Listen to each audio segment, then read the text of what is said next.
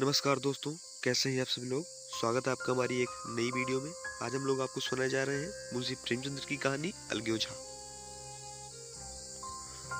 भोला महतो ने पहली स्त्री के मर जाने के बाद दूसरी सगाई की तो उसके बड़े लड़के रघु के लिए बुरे दिन आ गए। रघु की उम्र उस समय केवल 10 वर्ष की थी। चैन से गांव में गुल्ली डंडा खेला फिरता था। माँ के आते ही चक्की में जुतना पड़ा। पन्ना रूपवती स्त्री थी और रूप और गर्भ में चूली दामन का नाता है। वह अपने हाथों से कोई काम न करती। गोबर रघु निकालता, बैलों को सानी रघु देता, रघु ही जूठे बर्तन मांजता। भोला की आंखें कुछ ऐसी फिरी कि उसे अब रघु में सब बुराइयां ही बुराइयां नजर आती। पन्ना की बातों को वह प्राचीन मर्यादा अनुसार आंखें बंद करके मान लेता था। रघु की शिकायतों की जरा परवाह न करता। नतीजा यह हुआ कि रघु ने शिकायत करना ही छोड़ दिया। किसके सामने रोए, बाप ही नहीं रहा। सारा गांव उसका दुश्मन था। बड़ा जिद्दी लड़का है। पन्ना को तो कुछ समझता ही नहीं। बेचारी उसका दुलार करती है, खिलाती पिलाती है, या उसी का फल है। दूसरी औरत होती तो निबाह न होता। वह तो कहो, पन्ना इतनी सीधी सादी है कि निबाह होता जाता है। सबल की शिकायतें सब सुनते हैं, निर्बल की फरियादी भी कोई नहीं सुनता। रघु का हृदय माँ की ओर से दिन दिन फटता जाता था। यहाँ तक कि 8 साल गुजर गए और एक दिन भोला के नाम की मृत्यु का संदेश भी आ पहुंचा। पन्ना के 4 बच्चे थे, 3 बेटे और 1 बेटी। इतना बड़ा खर्च और कमाने वाला कोई नहीं। रघु अब क्यों बात पूछने लगा। यह मानी हुई बात थी। अपनी स्त्री लाएगा और अलग रहेगा। स्त्री आकर और भी आग लगाएगी। पन्ना को चारों ओर से अंधेरा ही अंधेरा दिखाई देता था।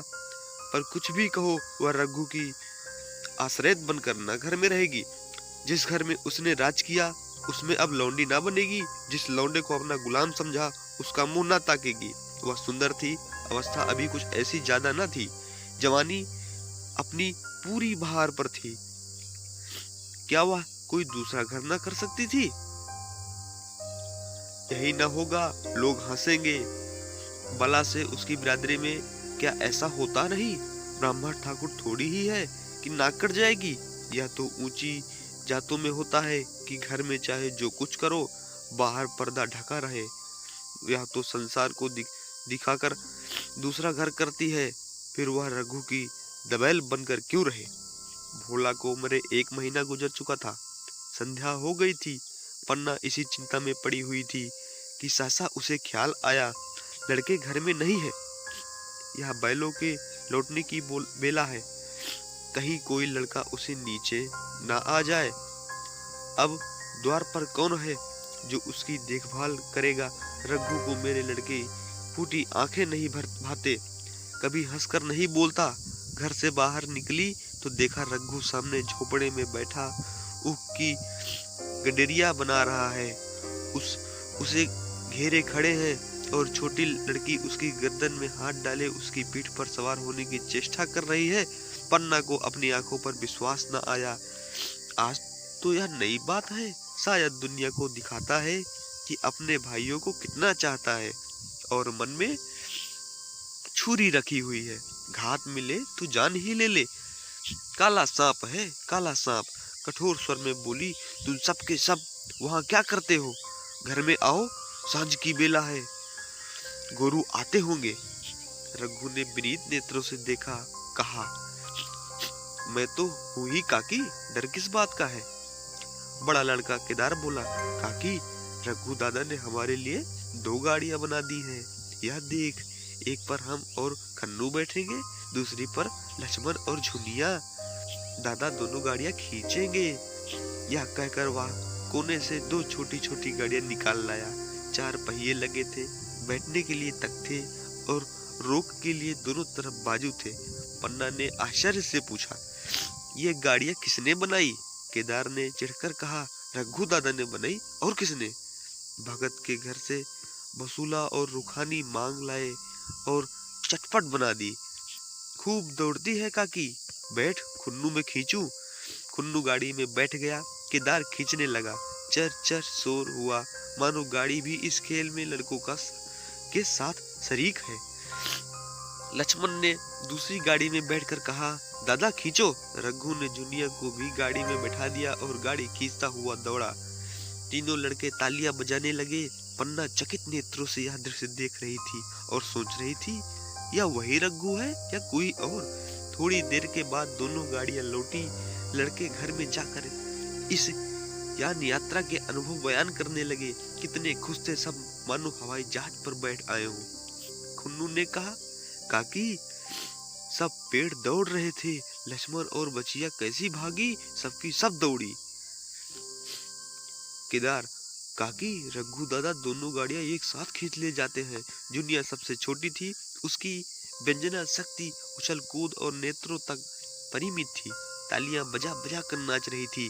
खन्नू, अब हमारे घर गाय भी आ जाएगी। काकी रघु दादा ने गिरधारी से कहा है, हमें एक गाय ला दो।